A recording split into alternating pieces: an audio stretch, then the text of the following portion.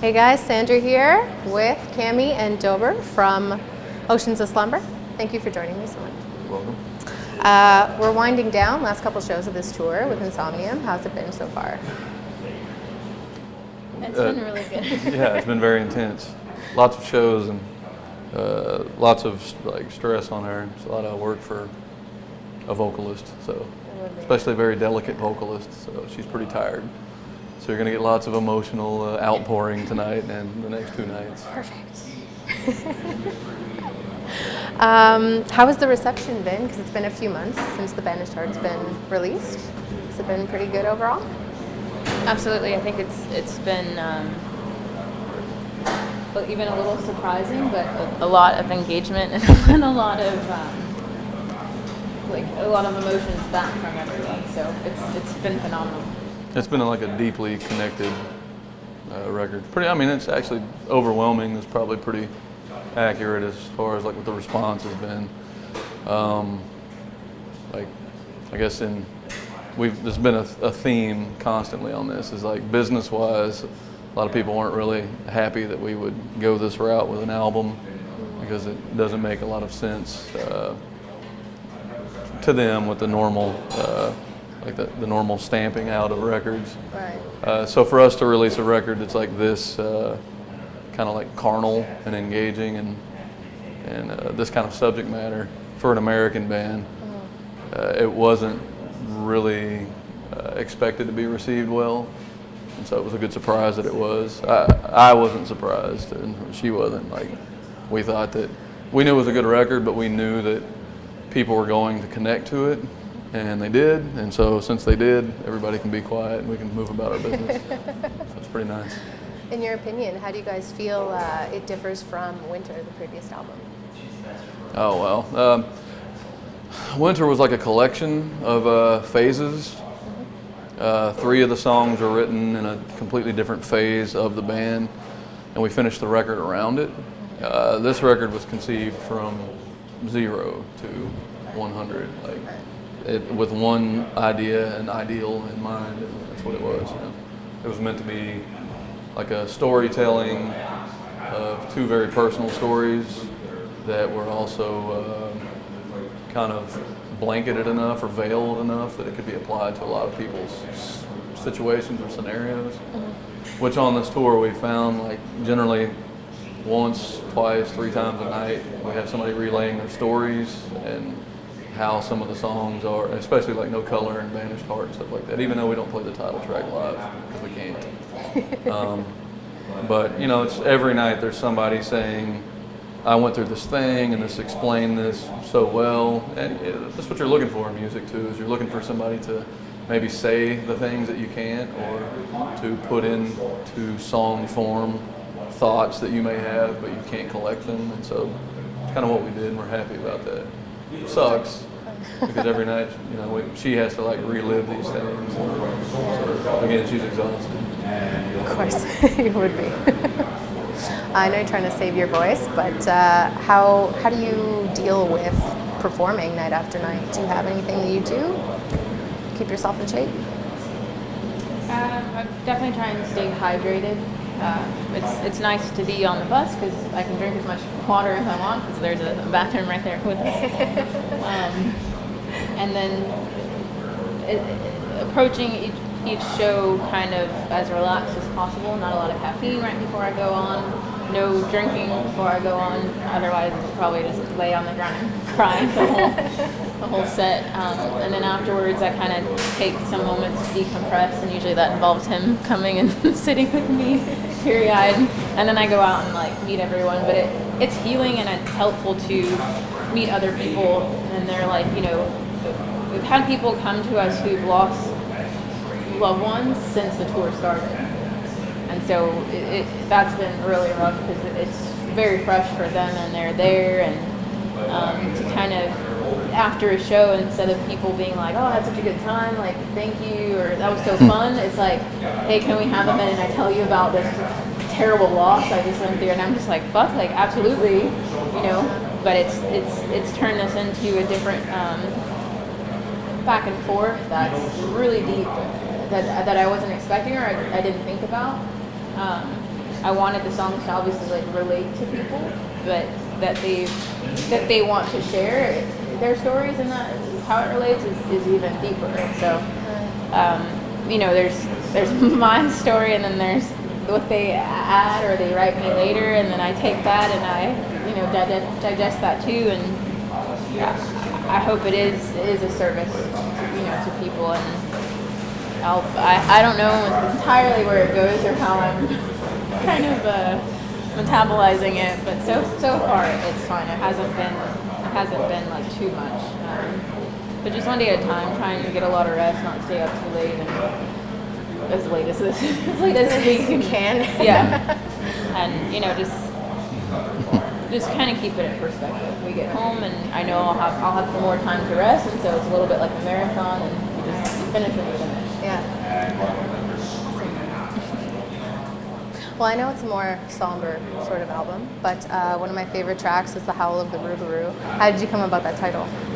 So in Louisiana folklore, or like southern folklore, It's like a werewolf creature, yeah, right? It's like a changeling, and it's more like a dog coyote, but not quite as robust. It's like a full-on werewolf. So I wanted to tie in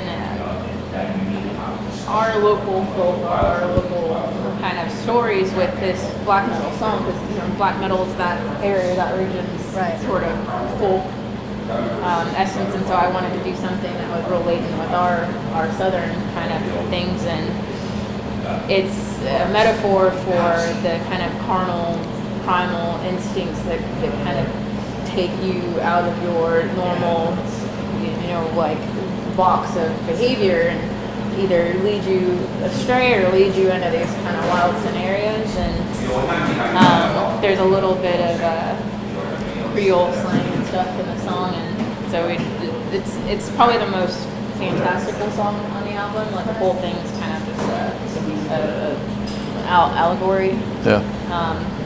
And so it's the funnest song on the album, versus it being a little bit like removed from the situation or the direct experience, and being like an overall kind of, you know, in the movie when they fall into this dream sequence kind of song. So that one, I like that one too. And I'm partial because I wrote the little beginning. And I played, and it was recorded on my iPhone, and he ended up sampling and using the exact iPhone recording on the album. So I thought that was cool. It makes it feel a little.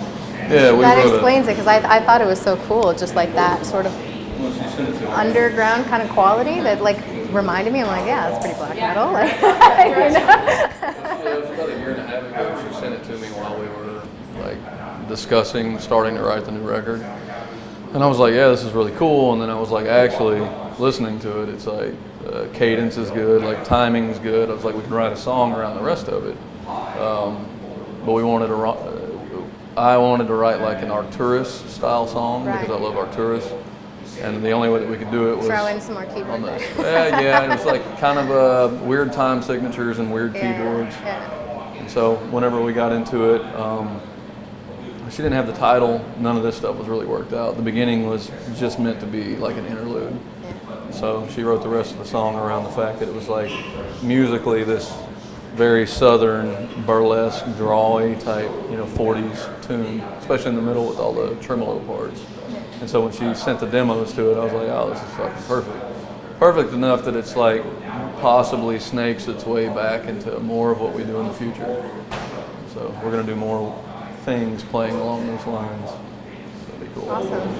Well, when you first showed up in the band, you guys did a lot of really interesting covers. You did Emperor, Candlemass. I always love that Person of Solitude. I love the way you deliver that. Zeppelin and Pink Floyd. Why did you guys pick those songs? Was it to show off like what you have to bring to the band, or was it just love of the songs? Well, so Blue was a long backstory with our ex-vocalist. Blue was in the making, and Winter was finished whenever she came in. So the arrangements and everything for Blue were already kind of set in stone. What brought about, we were already in the works of doing Solitude by Candlemass.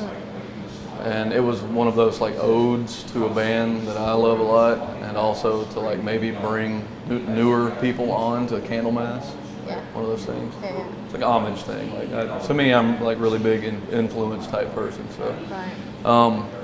And whenever the opportunity for her to come sing for us, because she had done a duet in studio with us, with our old vocalist. And when that happened, I was like, this is exactly what I've been wanting for this band. Like I've always wanted like a real soulful female vocalist in a band. And we jumped on the EP. She learned all the songs. She wasn't familiar with Candlemass. And I was like, you singing Candlemass is going to be like a big shift in all of this stuff. Which I never really understood why there hasn't been more black-fronted bands, because soul and R&B are essentially doom metal songs. Yeah. And so I was telling her, I was like, this is because she liked Soundgarden and Alice in Chains, but because of her mom's religious upbringing, she couldn't do metal too much. And so when we first met as just colleagues, I started sending her music. I was like, well, check this out. What do you think about this? And I would kind of, you know, if she was into it, we would go further, and if she wasn't, I would back off on sending her too heavy a shit. Yeah. So with those, it's a gradual process. Yeah. Well, so with those covers, we were kind of showing where we came from, but also kind of like flexing on what we could do within these songs. Yeah. And so that's why the Cashmere version's the way it is, and we expanded that, which is kind of a no-no. It's a thing we've been told many times over the years, like, you guys are fucking with songs that you can't fuck with, and you did a really good job. No one likes creativity these days, don't worry about it. Well, the people that come to us, they do, because they're like Knights in White Satin. Like, I never thought that you could ever fucking play that song, and then you, in their eyes, like, you bettered the song. And I'm all like, well, cool, because it's an exceptionally good song.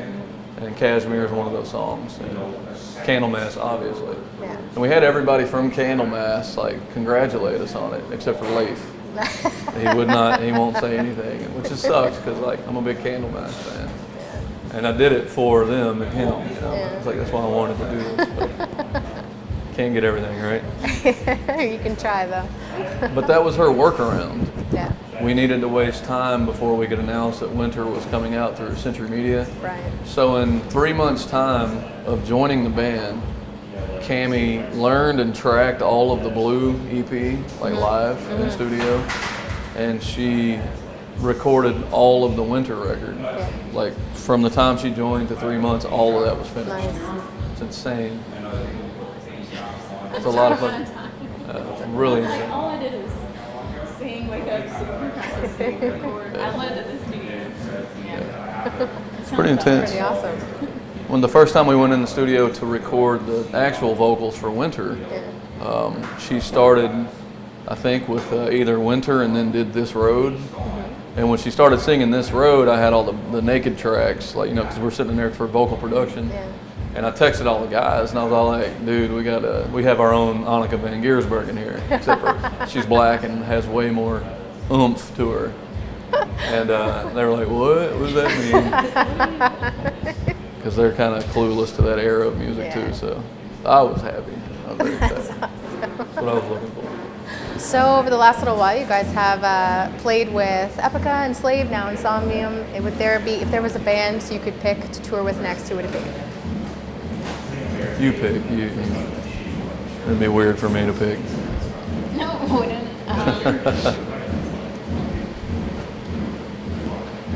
It's like the favorite color question, you know? Yeah. Because it's like you're not really 10, so you have like a favorite color every fucking week. You could pick a handful if you like. So there would be bands that you would go out with, but you know, like honestly, don't know. Narrows it down to like active bands. Or so.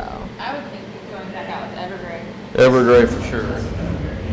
Evergrey would be awesome, which I think probably is going to happen. We'll see. And then Crippled Black Phoenix. It's a band I would love to go out with, but how we mix with that is just different though. It's like bands we would want to go out with, and how that would translate, who knows. So okay, Halatar would be neat, but too doomy, and we play too much fast shit. We play too much fast shit, you know. So Ivor, there's a Faroese folk and electrical person. Wonderful witch woman named Ivor. She's incredible.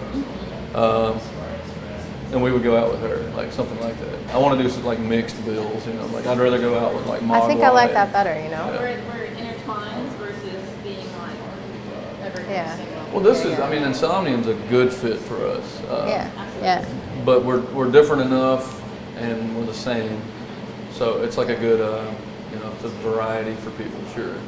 If we went out with somebody like Ivor or like Agnes Obel, something like that, because although we're a lot heavier than bands like that or groups like that, we're also the same exact atmosphere. So it's just kind of like building an atmosphere for us. Which you'll see, like tonight, we don't do click tracks, and we don't do backing tracks, we don't do any of this. Everything we create is like organic. We have 2 keyboard players, so. And I'm one of them, so it's not real fair. Yeah, like you say that like he's not. So like I play and play at the same time and stuff. Awesome. You know, we're trying to like capitalize on that, and so we want bands that are like that also. Yeah. So sure, but I mean, My Dying Bride is one you didn't bring up that we have toured with. Mm-hmm. My Dying Bride, yes, tour again. Would tour again. They're incredible, like absolutely incredible band, which I love, but live they're fucking insanely badass. Nice. So it's All right. resonating. Mm-hmm. It's like English soul doom. Aaron's one of the best front guys and front people in the world. So that's what we're looking for, right? What you think want to so. see? You want to see I something think that's so, not like tried and true, and it's all like. I like seeing it for real. It's I'd rather what's see somebody, happening, like, dying you know? up there, you know. Yeah. Like somebody that like I don't want to be up here and I have to, which is her. Yeah, it's like that's me. Yeah. People are looking at me like I'm so sorry. Well, we're looking for a real experience, and that's how we are. And so, you know, like when you see those magical moments on stage, and you're like jaw dropping live, like, but you can't. How can you harness that and do that? And how do you find a band that does that every night? Because then you get to expect it, and then it goes away because the mystique's gone. Yeah. So. All right, well, it's getting a little loud, so I'm going to wind down. What's next for you guys after this? We're gonna quit. Oh, Prog Power. Go home. Stay there. We board up our We're gonna prep for Prog Power. We're doing the Banished part song live. We're also doing No Color, No Light with Tom singing, so the duet's gonna be there, and just a couple other special things. And we're never gonna do that again. And then after we leave Prog Power, we're gonna see what everything looks like, and we might just we're either gonna go back on the road or we're gonna disappear for a while, kind of fuck off. Awesome. Recuperate. Nah, it's just the music business is not a place that makes us happy, so we're just. You have to find a nurturing spot in this, and there is none. So you want a platform to release, you want a platform to be heard, a podium, and that comes at a cost. We're kind of like against both of those costs. So we'll see. Maybe we'll have another record out of it. All right. Well, thank you so much for joining me. See you guys.